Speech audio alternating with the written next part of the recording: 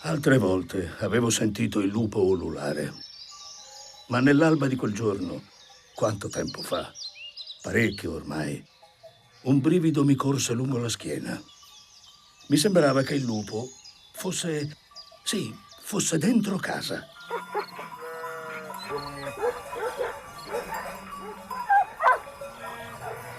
Era forte e molto vicino. Quel lupo era mio nemico. Voleva prendersi qualcuna delle mie pecore, ma ero pronto ad affrontarlo. Non era l'unico a vederci bene. Anche quando il sole non è ancora sorto e la luna non ancora tramontata, e se l'avessi visto io.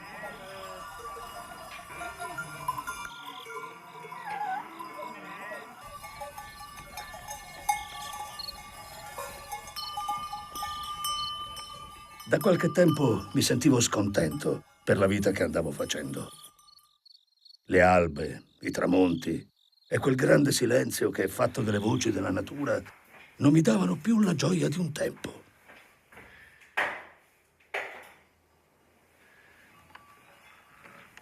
Preparavo il focolare per la sera, facevo le stesse cose che avevo fatto 1000 volte, ma non era un giorno come tutti gli altri. Era come se dovesse succedere qualcosa che non sapevo cosa fosse.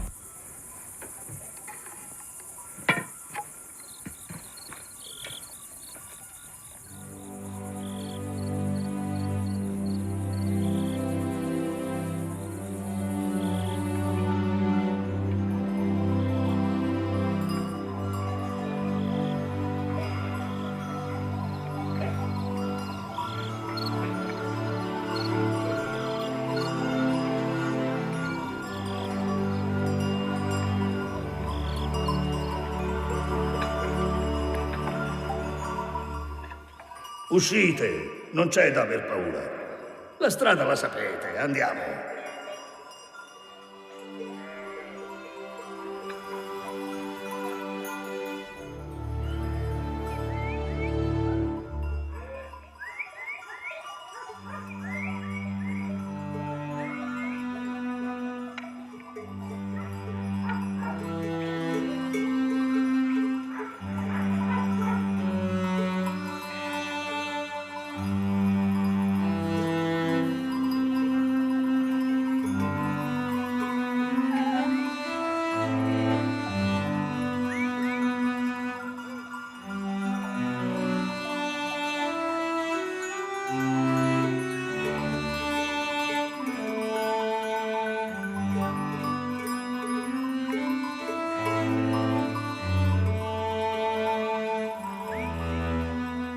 Alla fine non era neanche scontentezza. Era l'idea, pungente come un rovo, del tempo che passa. L'idea che un giorno, neppure lontano, non ce l'avrei più fatta a badare al gregge. Non avrei avuto più voce abbastanza forte per richiamare i cani e gambe abbastanza resistenti per accompagnare le pecore al pascolo. Presto pensavo, non sarei stato più in grado di assolvere al mio compito, che era accudire e proteggere delle creature indifese.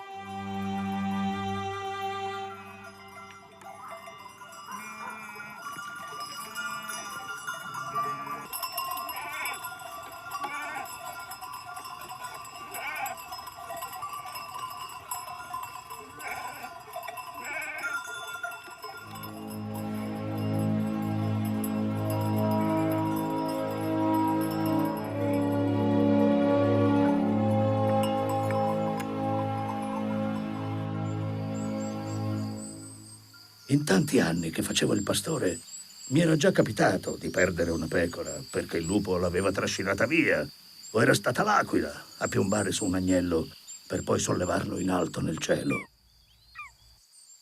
Ma se fosse accaduto ancora, non avrei pensato che era nell'ordine naturale delle cose, ma che il lupo e l'aquila erano più forti e più abili di me. E all'improvviso il monte e ogni albero o sasso e la natura intera mi apparvero come un nemico pronto a tendermi un agguato. Mi sentivo prigioniero della montagna.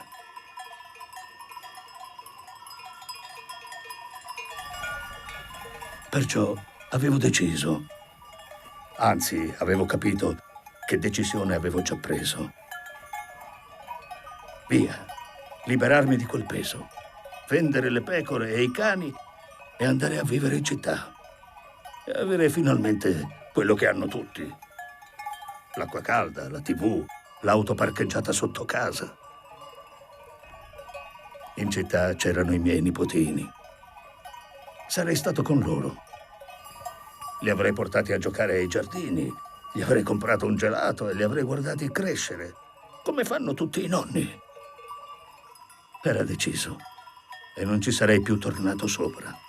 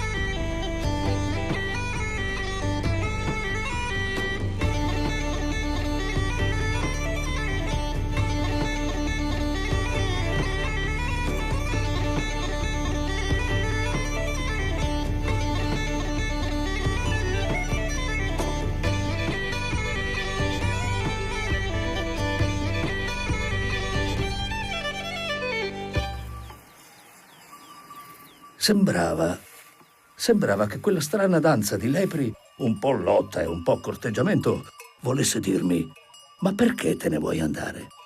Potresti mai godere di un simile spettacolo in città? Pensieri senza senso. Non era certo per me la danza delle lepri. E comunque non bastavano le capriole e le corse di qualche lepre a mutare uno stato d'animo che andavo maturando da settimane, forse da mesi. Mollare, andare via, aprire la mia vita a qualcosa di nuovo. Desideravo con tutto me stesso una casa in città comoda e calda, e strade trafficate, gente intorno. Parlare. Desideravo poter parlare con qualcuno.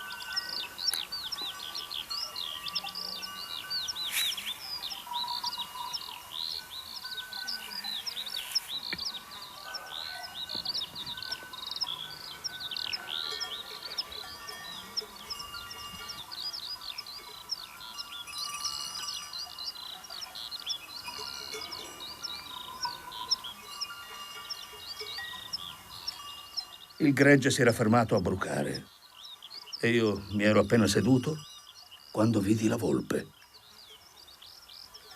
Ci sono un sacco di favole sulla volpe e la sua astuzia.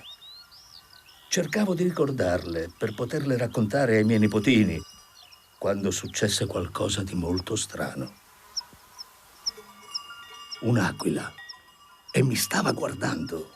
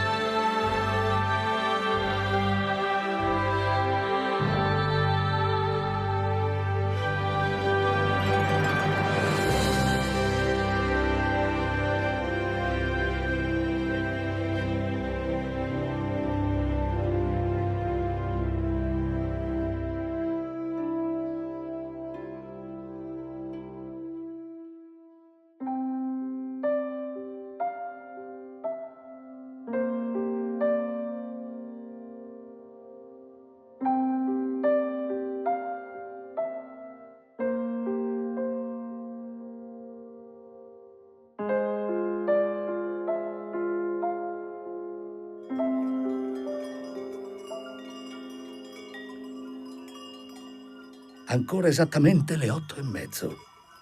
Ma che mi stava succedendo? Mi sembrava di aver visto dall'alto le montagne e... Visto? Sognato forse. Però non avevo mai pensato che anche l'aquila dovesse provvedere al suo pulcino e con tanta tenerezza. Mi si stava davvero fondendo il cervello se incominciavo a pensare che anche l'aquila avesse dei sentimenti. Ancora un po' e l'avrei sentita dire qualcosa come in un cartone animato.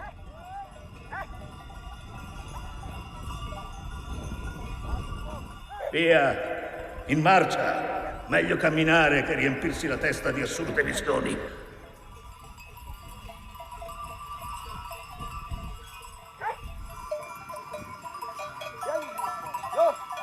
E per non pensare, avevo incominciato a contare i passi che andavo facendo. Quanti ne facevo in un giorno? Tanti, troppi. Ancora qualche giorno e i miei passi li avrei fatti in una strada del centro per guardare le vetrine, ma solo se ne avessi avuto voglia.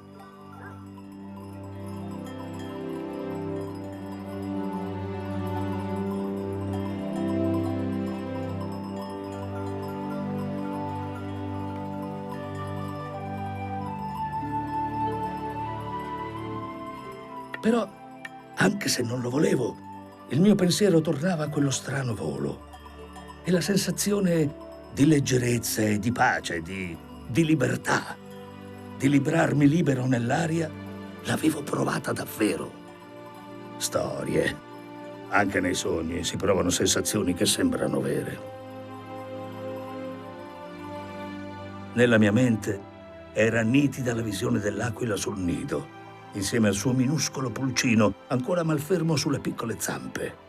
Non avevo mai lontanamente immaginato che quell'impressionante predatore potesse avere atteggiamenti così dolci, che potesse essere così tenero con il proprio piccolo. E nello struggente turbamento mi tornava alla mente la madre dei miei figli, quando li imboccava con infinita dolcezza. No, stavo solo facendo lo stesso errore che noi esseri umani facciamo spesso. Attribuiamo agli animali le nostre caratteristiche. Li crediamo capaci di provare i nostri stessi sentimenti: la gioia, il dolore, la tristezza. Sul filo del pensiero seguivo con lo sguardo quei caprioli. Riflettevo che quando vediamo un animale correre, il più delle volte ci viene da pensare che sia felice, che lo faccia per esprimere la gioia di saltare libero nel vento. E quando si rincorrono, li vediamo come bambini che giocano spensieratamente. Ma forse non è così, o forse non sempre.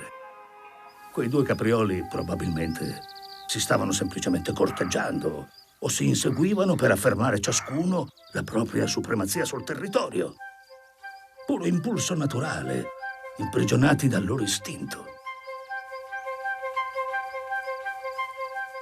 E anch'io, in quel momento, mi sentivo prigioniero. E non dell'istinto, ma della ragione. Era infatti il mio pensiero che mi opprimeva, facendomi sentire schiavo delle stesse cose che un tempo avevo amato.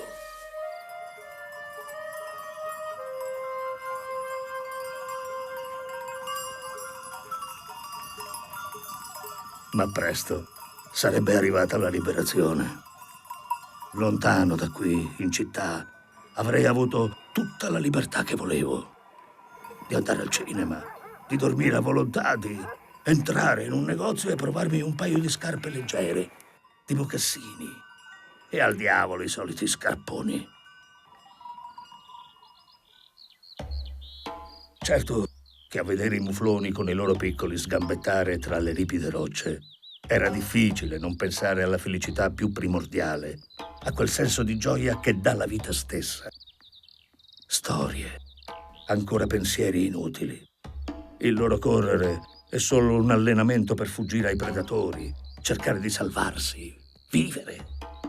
E non c'è nessuna gioia nel fuggire. Perciò imparano a correre già da piccoli. Meglio avere paura, sempre, se non c'è qualcuno che vigila sulla tua incolumità. Così pensavo.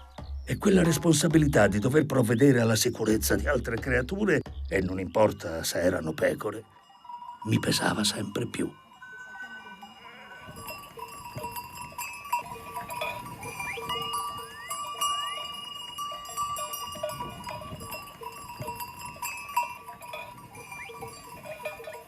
Il mezzogiorno si avvicinava. Non c'era bisogno di guardare l'orologio per saperlo. Era il sole nel cielo a dirmelo. È il profumo che mandano l'erba e i sassi quando sono caldi. Era il momento di riprendere il cammino.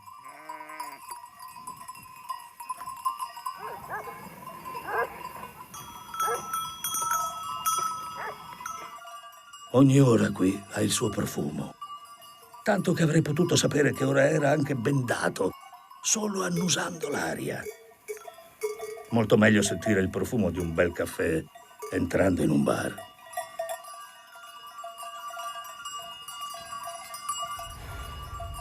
D'improvviso, ecco laggiù il mio nemico.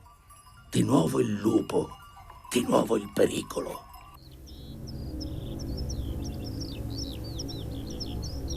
Se ancora avessi avuto dei dubbi sulla decisione che avevo preso, quell'apparizione me li cancellò del tutto. Cos'è? Le corna di quei cervi ti fanno paura? Preferisci una marmotta? Se riesci a prenderla.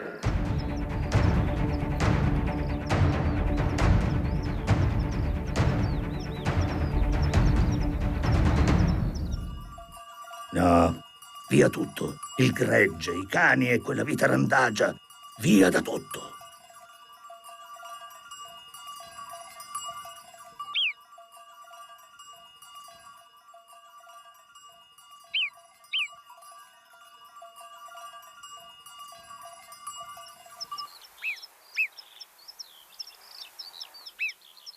Però, che animali fantastici le mie marmotte. Scavano lunghe gallerie intricate, impenetrabili ai predatori e con molte uscite. Un vero fortilizio, con tanto di sentinelle che danno l'allarme. Le mie marmotte. Pensavo così, come se mi appartenessero. Beh, un po' mi appartenevano, in fondo. Tornate a occuparvi dei vostri figli, pensavo. Trovate cibo per loro e lasciateli giocare finché vogliono. Quella è una stagione che non torna per nessuno.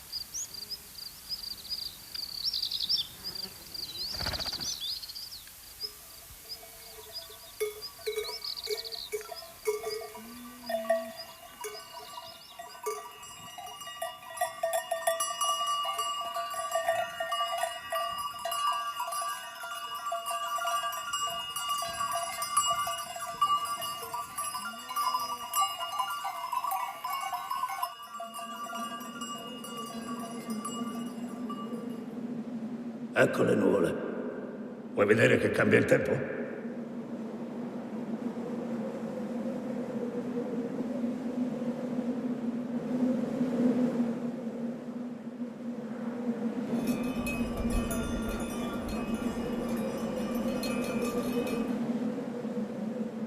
Il temporale si avvicinava. Un po' d'acqua avrebbe fatto proprio bene ai miei acciacchi. Acqua e vento freddo. Ma in futuro i temporali me li sarei goduti da dietro il vetro di una finestra, con le ossa bene asciutte. Il tempo cambia? Lo avrei sentito dire da qualche signorina addetta alle previsioni, non dai cigolii delle mie giunture. E se avessi voluto ancora percepire quel buon profumo di erba e di terra bagnata, avrei potuto fare un giro ai giardini. Poco importa se il profumo non è proprio quello e in mezzo c'è il puzzo degli scappamenti. Sempre meglio che inzupparsi le ossa.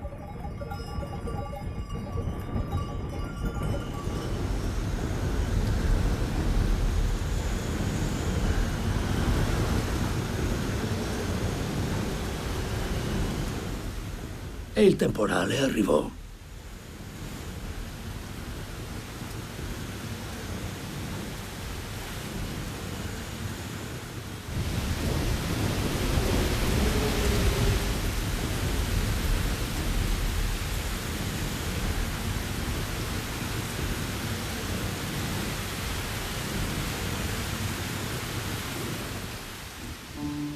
Però che spettacolo magnifico, la pioggia nel bosco. E che musica, il battere delle gocce sulle foglie.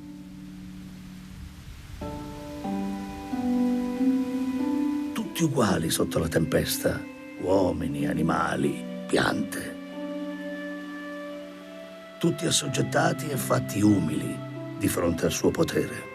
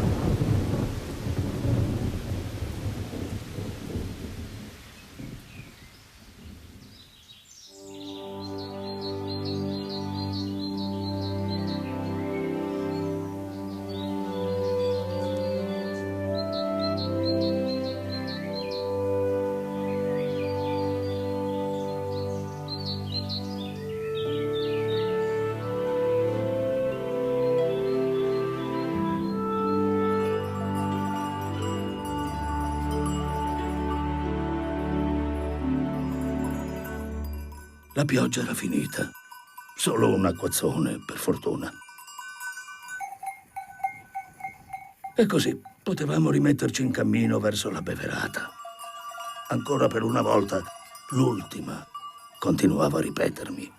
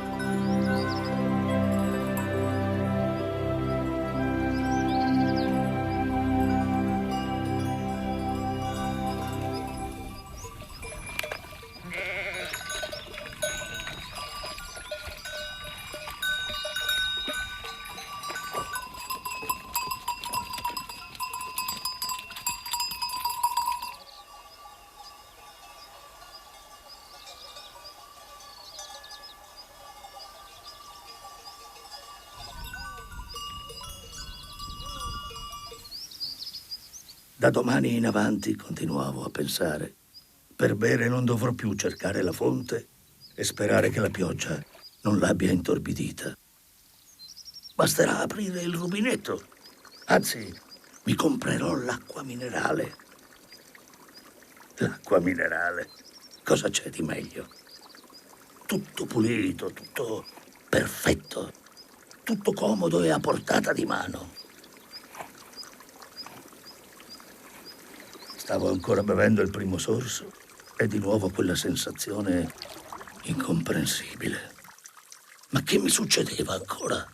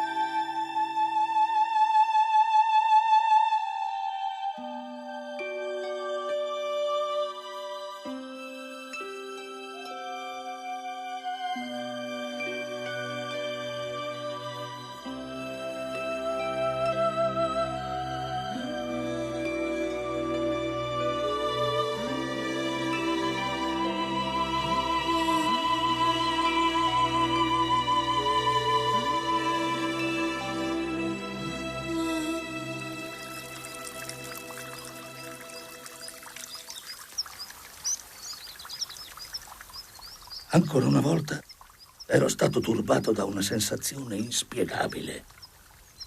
Mi pareva di aver visto, sì, di aver visto l'acqua primordiale sgorgare dalla terra e scorrere dispensatrice di vita e lei stessa viva e vitale. Incredibilmente, quella visione mi spingeva ad avere un atteggiamento più benevolo verso la fredda pioggia. In fondo era la stessa acqua, sempre la stessa, da che il mondo esiste. Nuvola, pioggia, sorgente, fiume, sempre la stessa acqua. Cos'era accaduto davvero perché vivessi quella sensazione di essere io stesso quell'acqua? Cos'era accaduto a me se intorno era tutto normale? Forse io ero diverso, ma perché? C'era qualcosa che avrei dovuto capire. Ma cosa?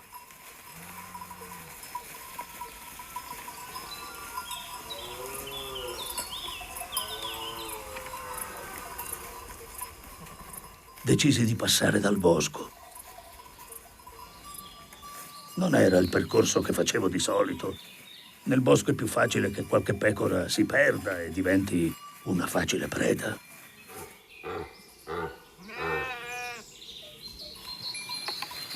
È che volevo sentirne ancora il profumo. Una volta in città non avrei più avuto molte occasioni per tornarci.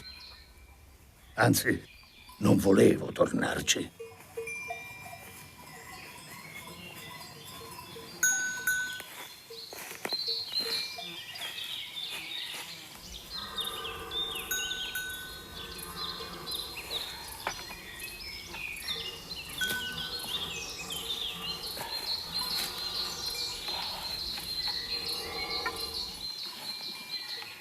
Anche in città ci sono gli alberi. Pochi, ma ci sono. E ci sono pure i ristoranti.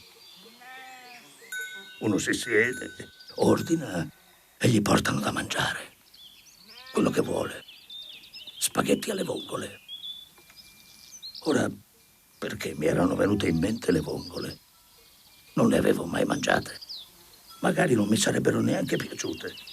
Ma quello che contava era che le avrei potute avere, se avessi voluto. Avere quello che si vuole. Ecco cos'è la libertà. D'improvviso lo rividi. Il lupo era vicino.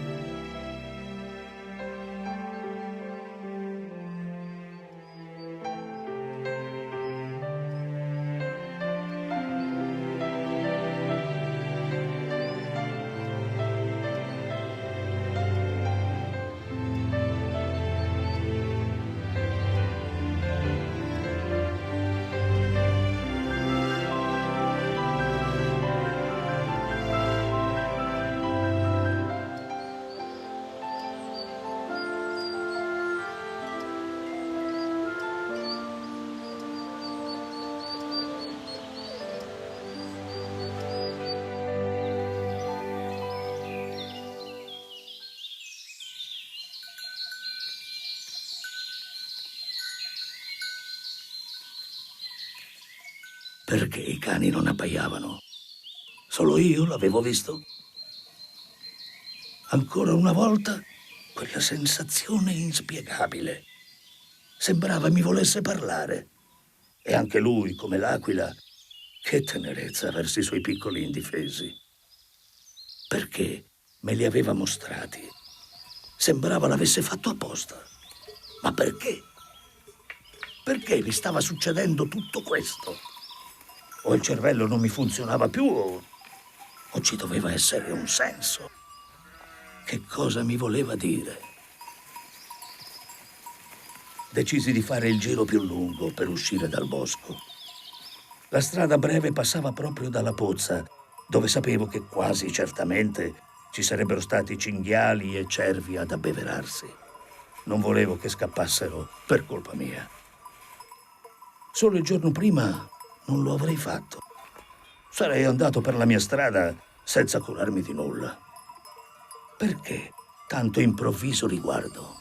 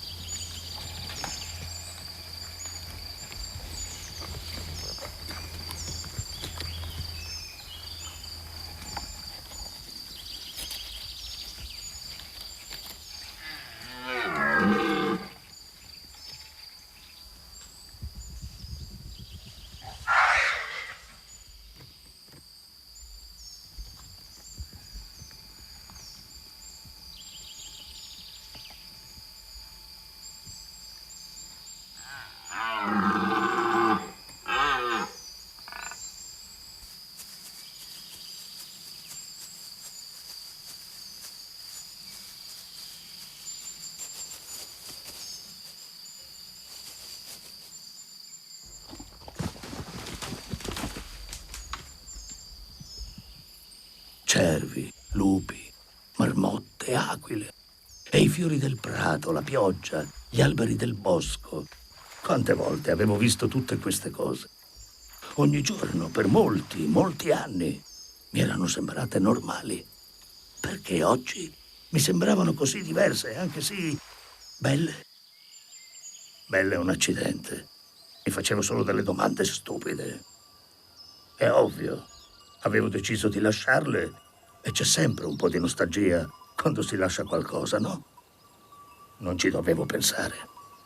Avevo preso la mia decisione e non avevo alcuna intenzione di tornarci su. E i cani?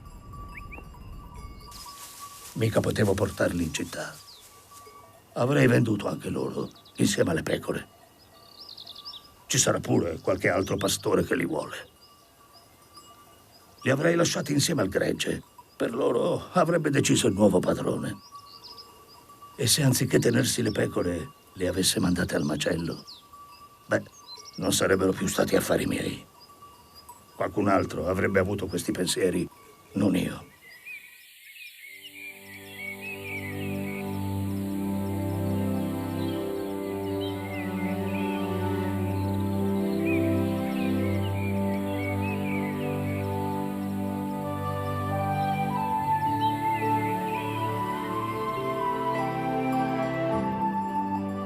Altri pensieri ancora che non avevo mai avuto. Cani e lupi.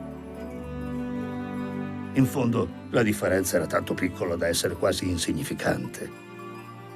Amavo i cani e detestavo i lupi. Beh, non era difficile da spiegare. I cani non erano una minaccia, anzi, mi aiutavano nel mio lavoro. L'uomo aveva domesticato i cani proprio per difendersi da... Ma visto che volevo lasciare le pecore e i lupi non sarebbero più stati una minaccia, anche i cani non mi sarebbero più serviti. Mi sarebbe mancata la loro compagnia e il loro affetto. No, non provano sentimenti gli animali.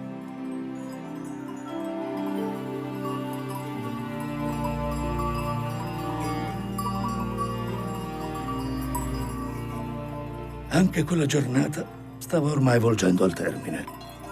Un altro giorno stava per morire e la notte, di lì a poco, avrebbe avvolto la montagna nella sua fredda e nera coltre.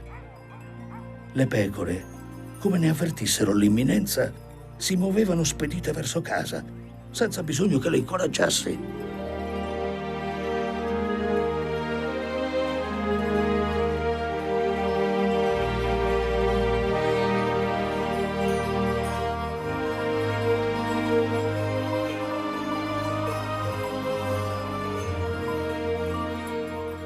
Già, casa. Avrei voluto avere la stessa certezza delle pecore. E comunque anch'io non vedevo l'ora di arrivare.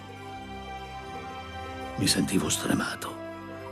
Non vedevo l'ora fosse l'indomani per potermi al più presto liberare del gregge e allontanarmi da quei luoghi, ponendo così fine a quel conflitto interiore che mi tormentava. Ecco, liberarmi. Quello desideravo con tutto me stesso. Essere finalmente libero, senza costrizioni e responsabilità, come solo in città avrei potuto essere. E non importava se per ottenerlo avrei dovuto rinunciare a qualcosa.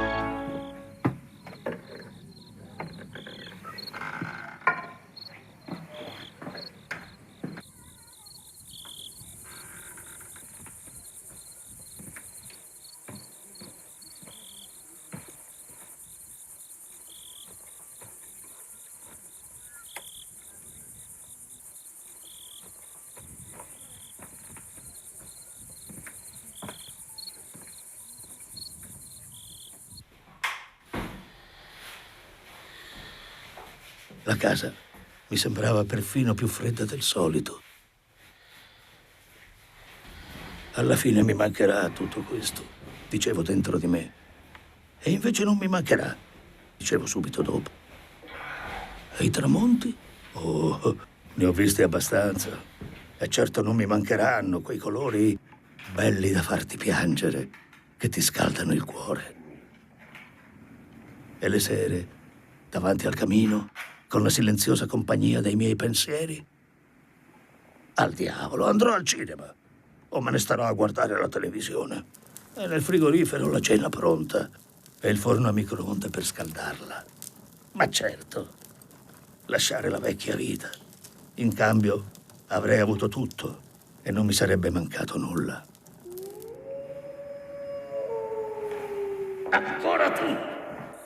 Questa volta ti sparo davvero!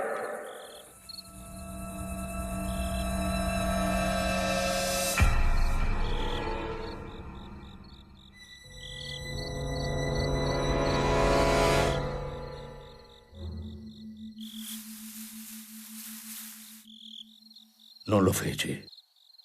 Non sparai quella volta e neppure in seguito. In quell'istante avevo capito cosa volessero dirmi il lupo e l'acqua e l'aquila. Lì, sulle mie montagne, ero soggetto alla pioggia, al freddo e all'ardore del sole, ma lo ero come tante altre creature che condividevano con me quel paesaggio immenso. Ed era questo che mi faceva libero. L'acqua di tanto in tanto mi bagnava, ma la sua purezza era la mia vita. E il lupo e l'aquila non erano nemici, ma esseri liberi, perché solo la natura stava sopra di loro e sopra di me, in pace, da quel giorno in poi.